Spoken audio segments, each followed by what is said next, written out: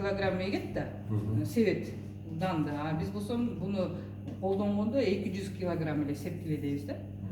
Себеби дегенде булардын баягы мынау барсаңыз, мынау данды да.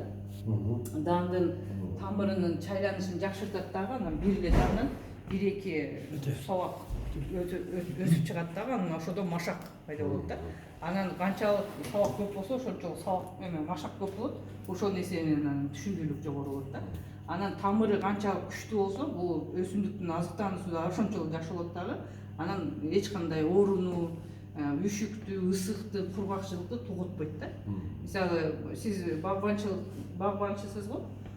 Мисалы, биз да үйдө көчөттөрдү отургузганда ушу биолигин менен кошумча азыктандырып чылап эккенбиз да.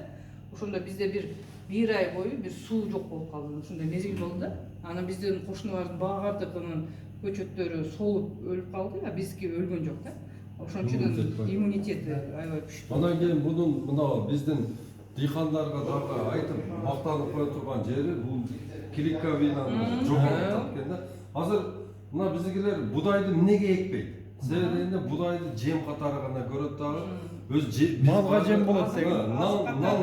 Нан кыла албайбыз дейт да, ошон үчүн отургузбайт. Эгерде биолигин менен отургузганда, мына мен дагы бир жолу айтып коеюн. Мына Казакстандан, Россиядан, дагы башка жактан келип аткан мына бизге ак ундар барго, булар бизге пайда алып келбейт. Наоборот, зыян берет да. Себеби ал унду агартыш үчүн биринчиден отбеливать этет. Анан кийин бизге белгисиз бир нерселер менен обогащать этет, вкусун чыгарат. И эң начар жери бул жерге костный мука кошулат да. Ал костный мука ол халал өлгөнбү, харам өлгөн малдыкы, оны биз билбейбиз да, жейбиз. Мына баягы намазхан адамдар ошол ак нандан отказ берип, мына биолигинди иштетип, өздөрү айылдарда будай эгишишибиз керек да. Мына түзөңкү жерлердин баардыгын биз мындай мына бурчакка, немеге, будайга, арпага берип туруп, эмени болсо, бакты болсо предгорьеге жасаш керек да, и горный райондорго. Ошондо эгерде бул жактан азык бар жок чыга турган болсо, мал жайлоого аз чыкмактагы, кайрадан бизде ошол жашыл микрофлора ордуна келип туруп, мөңгүлөр өсөт эле, кайра эле ошол суу толот эле да. Эмеге ошол мындай круговорот боло берет эле да. Ошон үчүн бир эле биолигин, биогумус, триходермин, бана энтомофагтардын күчү менен биз өзүбүздү канча тазартып алсак болот эле, ушуну бир элибиз түшүнсө экен деп. Эң туура. Мисалы, сиздин жардамыңыз менен канча адам түшүндү? Органика мененчи. Алла Таала айт деп бир неме берип атат да. Эми ушуну көңүлгө салып атат да, ушуну Алла Таала. Көңүлгө салып атат. Алла Тааланын ушул амри менен ушул биолигинди колдонуп, триходерминди себепчи кылып бизге кандай жакшы мындай өнөмдөр болот. Анан дагы бир суроом да. Көп жерде мына айтат да, биолигин менен триходерминди экөөнү аралаштырбагыла депчи. Туура эмес. Аралаштырса болот. Болот. Аябай сонун болот. Болот, Муну именно Баткенде экспериментти көргөнбүз. Аралаштырып дагы берип көргөнбүз, аралаштырбай экөөнү отдельный да берип көргөнбүз. Ошону. Эң жакшы көрсөткүч экөөнү аралаштырып бергенде. Аралаштырып бергенде еще лучше болот. Просто производствода аралашпаш керек да. Производстводо болбойт. Колдонгондо аралашыш керек. Боло берет да. Айрыкча жанагы маточный культурада мынаны көргөзбөдүк мунун. Триходерминдигин аралаштырып койсо, мунаны жеп таштайт. Анан уже биолигинден чыкпай калат. Чыкпай. Маточный культураны эме кылып койшун. А тиякта бул экөө наоборот тандемде иштейт. Тандемде сон иштейт. Мунан дагы бир нерсени айтпай калдым. Мына кара көсө. Кара көсөнү кече сурады да менен. Эмнеге ушундай боло берет? Кара көсөнү бул значит обеспечить интенсивный рост деп жазып турат ал жерде бир жерде. Интенсивный рост. Ошол тез өсүп чыгат да өсүмдүк. Тез өсүп чыккандан кийин бул кара көсө жерден чыгат. Жерден чыгаттан көтөрүлөт. Тез өсүп чыккандан жана кара көсө төмөн жакта калып калат да, бул кара көсө болбой калат. Кара көсөнү операция Я да химикат менен колдонбой туруп, жана протравление кылгандан кийин ол уже экологический органикалык үрөн эмес да. Ол уже химия менен обработка болгон органикалык эмес үрөн болуп калат да. Химия менен протравление. А биздин мына дарылар менен кылганда бул органика боюнча кала берет да, ошол менен кара көсө дагы болбойт. Мына дагы бир эме айтып кое турган, мына будай жөнүндө айтып кетсек, азыр будайга тышкан тийбесин деп мышыктын генин кошуп коюп атат да, гена модифицированный будай чыгарып атышат. Ошону дагы бизге дагы келип атат. Ол чатак. Бул деген баягы көп эмелерде байкап атасыздарбы? Баягы жин кирип кетет, ана миолог чыгып атат. Миолог атат да. Бул ушул жеген нанынын ошол гендин таасири болуп атат, ошону түшүнбөй атат да элдер. Анталияда, Турцияда бир ошондой генно модифицированный организмдерди колдонуу боюнча, алардын келип чыгышы боюнча бир эл аралык симпозиум болгон да. Ошого мен барып катышкам. Ал жерде Өзбекстандан да келишкен да. Келип туруп бир өзбек окумуштуу айтты да, биз дейт ушуну менен дейт ГМО менен. Ушул алектергенибизге 20 жылдан ашты. Мана Кытайдан дейт азыр пахтаны үйрөнүп кетип атат дейт. Генно модифицированный. Анан ал зыянкечи жакынчылабайт дейт. Түшүндүүлүк жогору болот дейт. Анан пахтаны ягыда дейт биз аш жейбиз дейт. Жана өзбек айтып атат. Туура айтат. Аш жегенден кийин дейт бир чатак нерсе бар экен. Бала туулат экен дейт, сиз үйдө өссөңүз дейт, баягы балаңыз негр болуп туулуп калат экен. О самында дейт, ол бала дейт, сиздики дейт. Сиздин ошо эркектин баласы, аялдын баласы дейт. Бирок сизге окшобосо ушу негр болуп туулуп калат экен. Ушинтип генди өзгөртүп коет экен. Муну менен абдан этият болушубуз керек. Ошон үчүн муну элге түшүндүрүп айтыш боюнча азыр мына сен жашайтып атасың да. Бияны көрөлү. Баткен менен биа фабрика күйдө жашта. Сиз айтканда жалалап атта ушу. Ушундай жаштарды алсак бул жаңылайбыз. Бул аквадистиллятор деген. Бул да мактана турган оборудованиябыз. Бунда Баткенден көрсөңүз керек. Бул дистиллеп берет. 60 литр. Бизде 100 литрлиги, анан ошо 60 литрлиги бар да, саатына чыгат. Мына дистиллеген сунун өзүнүн баасы 50 сомбу, а? Биялегинде 50 сомдон сатасың. Ошо 28 сом. Бизде ошо жанагы баа чыгарып бергенде ошондон болуп атат да. Жок, ал 50 сом эмес, 29 сом. 29 сом. Дистиллированный сунун баасы 50 сом. 50 сом, а? Мамлекет жардам бербей атат, мамлекет бизди карабай атат деген менен туугандар мындай мамлекет мактанбай эле, билиндирбей эле жардам берип коет, аны биз сезбейбиз. Аны ошол жардамды алышты да билиш керек. Түшүндүрүп айткан адам аз. Түшүндүрүп айткан адам аз. Эгерде мына ошо эл чогулган жерде ушуну түшүндүрүп айтсак, ой бизге мамлекет колдоо көрсөтөт. Кудай кааласа, иншалла. Мына Тирхадерминде де айтып койсок, кандай деме? 1,5 миң сомдон алып кетип сатып атат, биз 54 сомдон берип атабыз. 54 сомдон силер берип атасыздар. Ушундай немелер көп да. Биягында кирет, а?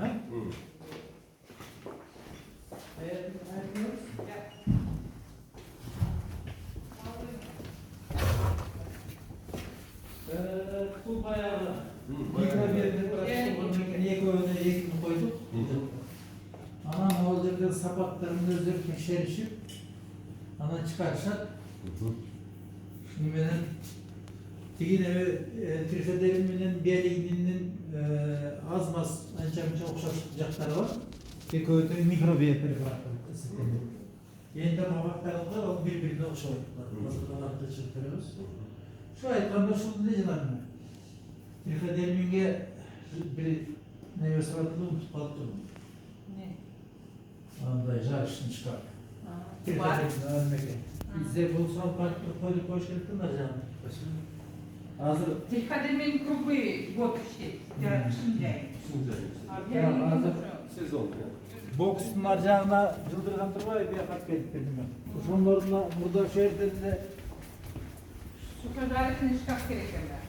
ошо жарыштын шкафы бизде бар экен, ошону койдуп коюшубуз керек.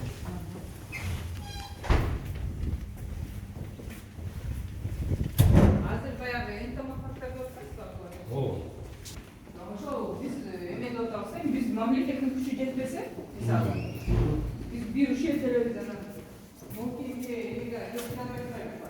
аны ошон үчүн азыр сезонный лаборатория. Сизге ошого эмеде келмеде багында өзүнүн чарбасын деле ачып берип коёш. Анан жаныбыздан тартып ушинтип иштешет деп атабыз, сиз менен да ошо. Olur. Bunu anlayın. Noktatta bir bol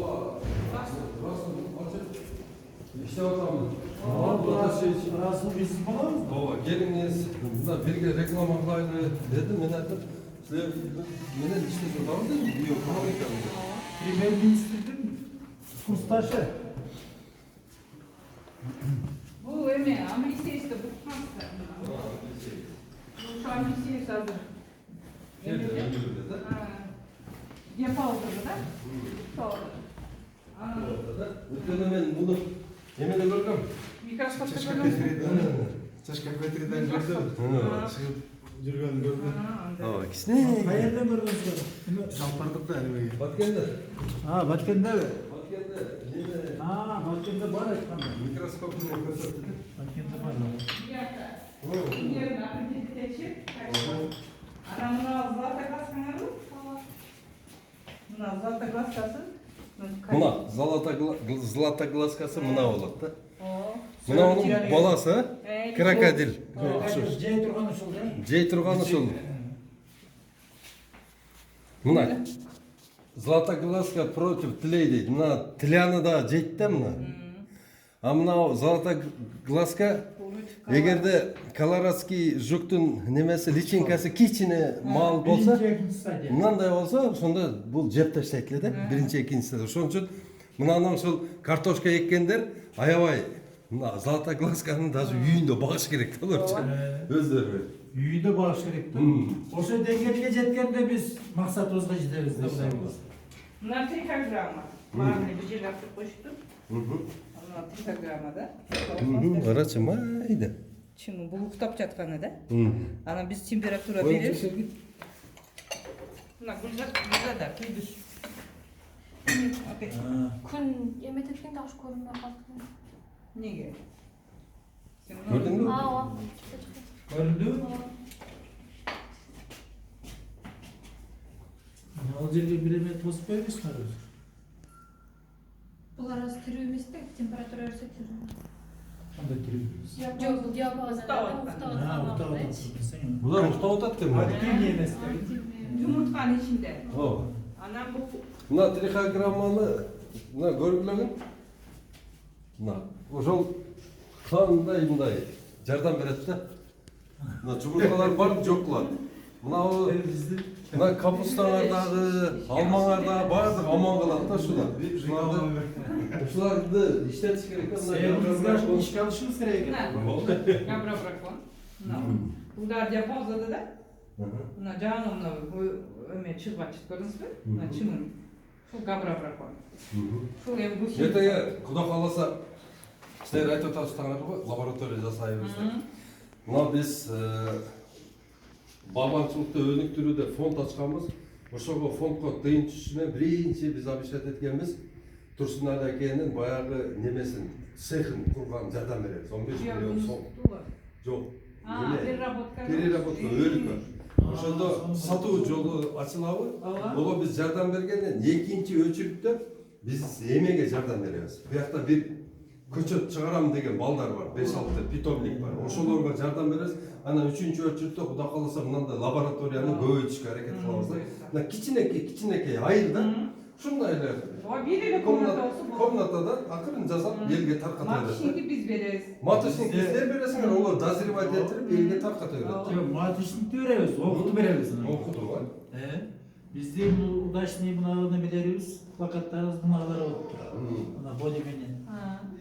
Баягы окууга чыкканда ушуларды да чыгып туруп коюп көргөз. Ооба, ошону да айтайын дедим эле. Баягында мындай бир стойка жасагыла. Ооба. Мындай. Анан листовать этип турчу, мындай. Таштап туруп эле кичине эле болсо, размери будан да кичине болсо боло берет, мындай. И мындай жакыныраак коюп туруп элдерге.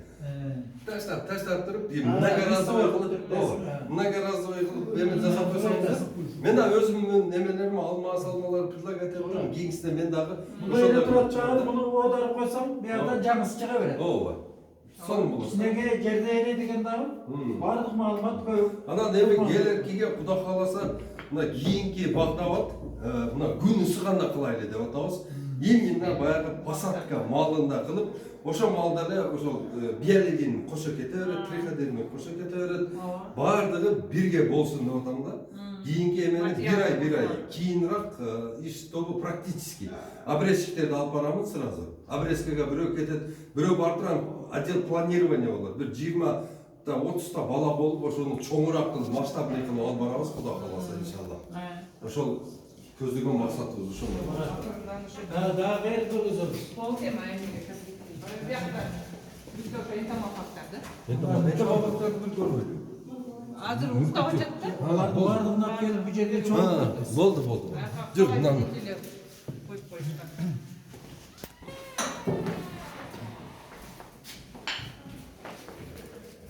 Мыналар тартып қой. Афилинус мына. Афилинус баққа. Амблисеус тоже баққа. Бұларды Бардық зиянкештерге иштетсе болады да. Мыналар бар ғой. Бізде бермейді бізге. Бересі азыр. Азыр береміз бұл данилардың бардығына. Мыналар да бір сыйға жақсы тартып қой. Бағындай рулондар бар ғой. Ошондой гана. Өте жақсы жұмыс алып барып жатасыздар. Құдай тағала сіздерден разы болсын. Азыр қазалы жұмыстар көріп жатасыздар. Көп жастар бала бола қойып жатыр. Билбей иштеп қалғанда. Анан кейін постоянно фастфуд жегенде. Мындай. Кәмпес жегенде қиналып жатыр.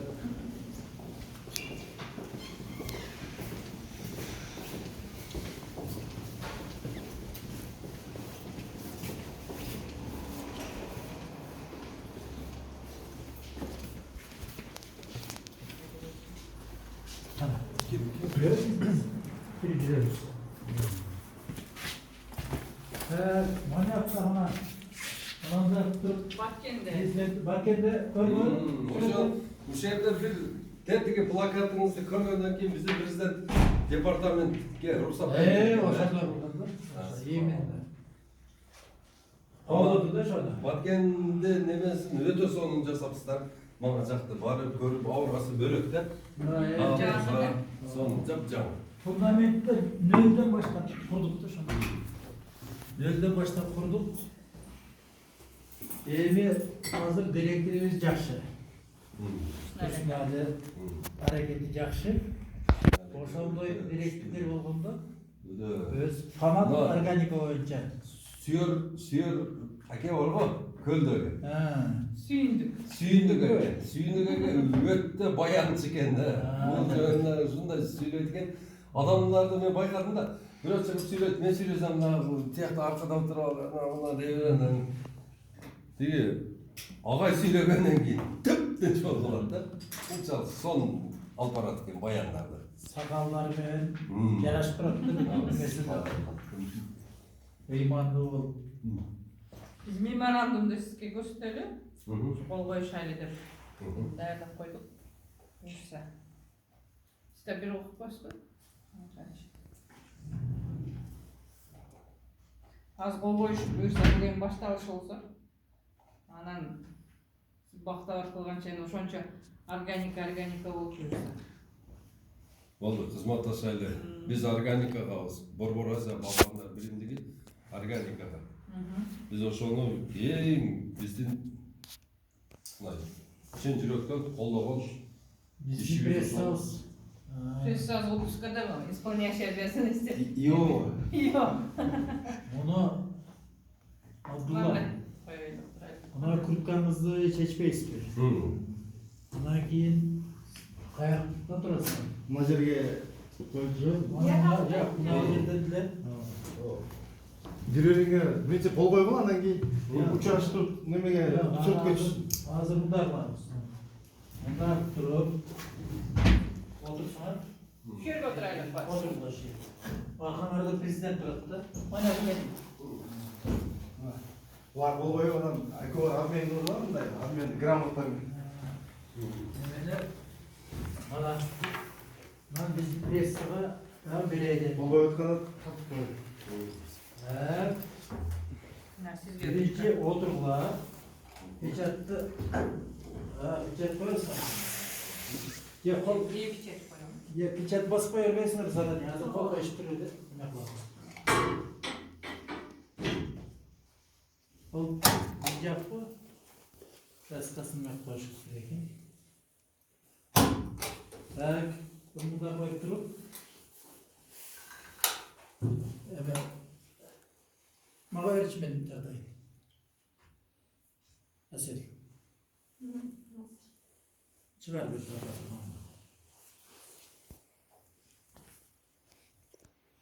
Tak. Onu basmanda tartada. Aa,